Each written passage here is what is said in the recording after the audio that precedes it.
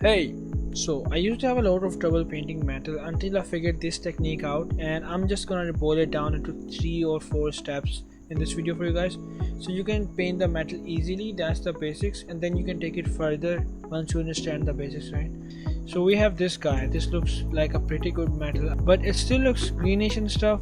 Well, that the reason is, which is also tip number one, that you have to think of the environment before you start painting it, right? So that's what I wanted to demonstrate. So I'm gonna hide this guy for now, and I'll just use this ground as an environment thing, and I'll paint on top of it. When you have to study any material, you have to start it with a sphere. So first thing I would do is just pick any random color from the environment. I'll just lightly paint it over it, and then you have to think of the values, right? And metals typically have a lot of value range, so it would most likely have a range from this to this. Now this is a mid range, so just to keep the range consistent, we will just brighten it up.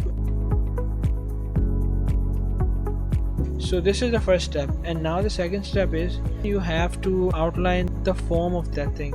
Now this, even without shadows and any lighting information, this looks like a round sphere. So this is the same principle with the second step of this painting process. Now that we have this information, what we're gonna do is we're gonna think of imagine an environment like a 360 environment. So we have, first of all, we will have like a sky here, like this, and then we will have a ground object, and then we will have like a lighter value of the sky down here.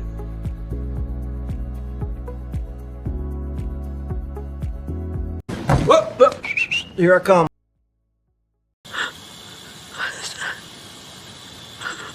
And then we will have a sun around about here.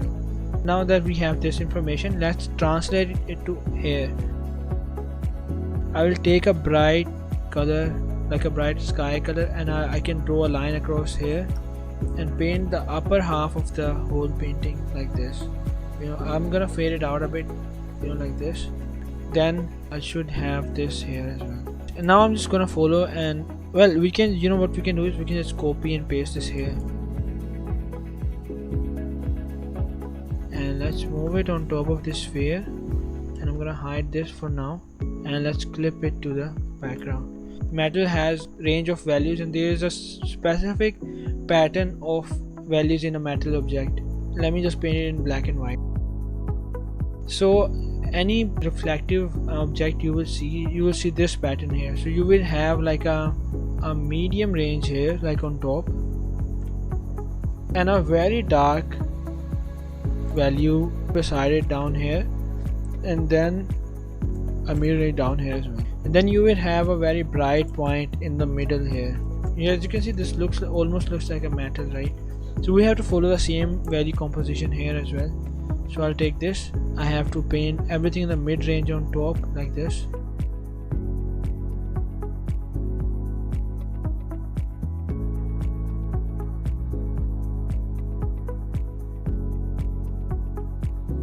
And then we have to paint a darker material down here. Now I'm gonna just get this and paint this here. Yeah, so that should look like a metal ball, but it looks very flat. So the best thing is you use a reflection to follow the form line that you just drew right here. I'll do this, and I'll make this color a bit more pretty.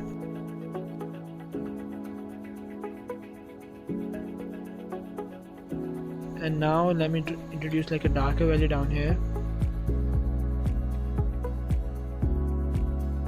Engulfs the object with like this halo effect around the edges, and now the color is not white anymore, so we can do it like this, to make it a bit nice.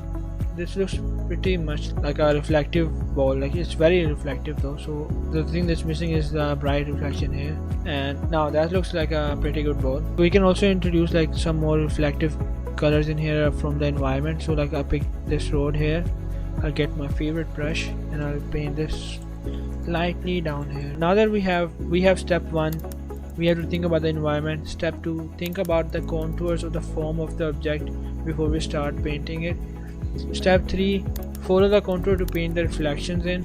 So let's say we have to make like a divot or bump in this sphere.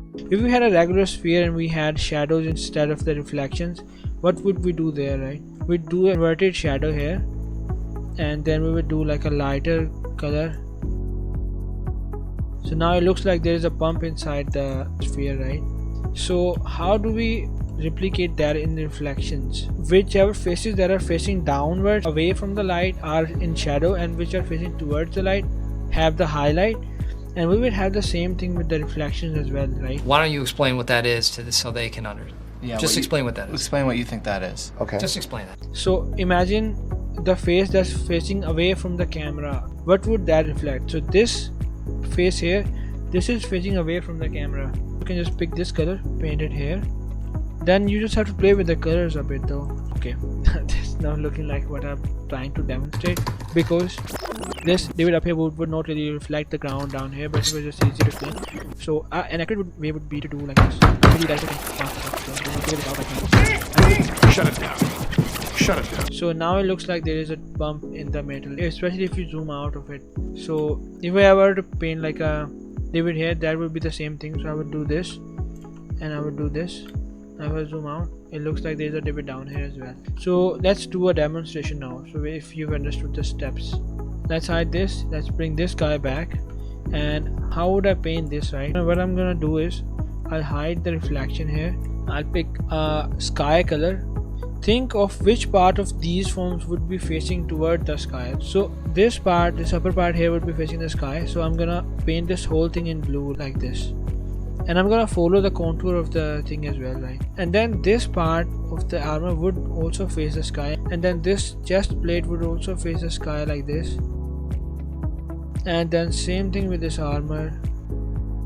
Wait man, let me feed the cat. Wait. Huh? What? The food bar is right there, and they still have to come to me and point at the food bar. Wait, let me show you guys. This is my cat. This is my third cat. So cute. It's like too cute almost. Anyway, This is the first step. Second step, let's do the darker valley in the middle. So I pick this color. I'm gonna shift the hue by a lot, so it doesn't look like it's just reflecting the same spot, but I have to make sure this is dark enough, right? We do the same thing, following the contour of the object, you know. And let's do the lighter part up here. So I'll pick a white color. We do the same thing here. Skip, skip, skip. Skip, skip, skip, skip, skip, skip, skip, skip. Whatever, skip. And then we would have a very bright spot of light up here. Now this looks like a pretty good reflective armor right now. Now let's say I want to introduce a crack in this. Let's say this part has been cracked, right? So what I'll do is I'll pick this part, I'll do this. I'll pick this part and I'll do this. If you zoom out, it looks like it is cracked. So we can just refine the form a bit now. You just have to be mindful of what part is going to reflect which environment. Other than that, you're just good with it, man. Yeah, I guess that's it. So this looks like a pretty good armor, man, to me. I don't know if you about you guys, but these are just 3 simple steps. Yeah. Well, I'm just not sure about that right now. If you can recap it real quick, I would ask the editor to play back the paintings I did here with these steps. Fascinated today, only hours after revealing to the world that she is super able. For step 1, think of the environment. Step 2, think of the form of the object you're gonna paint the metal on. Step 3, paint the parts that are facing the sky first, if there's a sky, and then do a darker part, then do a lighter part on top of it, and that's it. You have a pretty good metal object. But I'm trying to upload videos and stuff, so if you guys see this video and you don't want to comment, I would just ask you to comment a random topic down here. And I'm also trying to do some animation stuff as well, you know, because I'm mainly an animator. I'm also making a game as well, right? Damn! So we'll also do some game tutorials as well. And coincidentally, this character that I made was the first iteration for the main character that we were gonna do for the game, but this is too generic, so we have this now. With the help of a very nice and creative designer I work with. Yeah, so like and then subscribe here.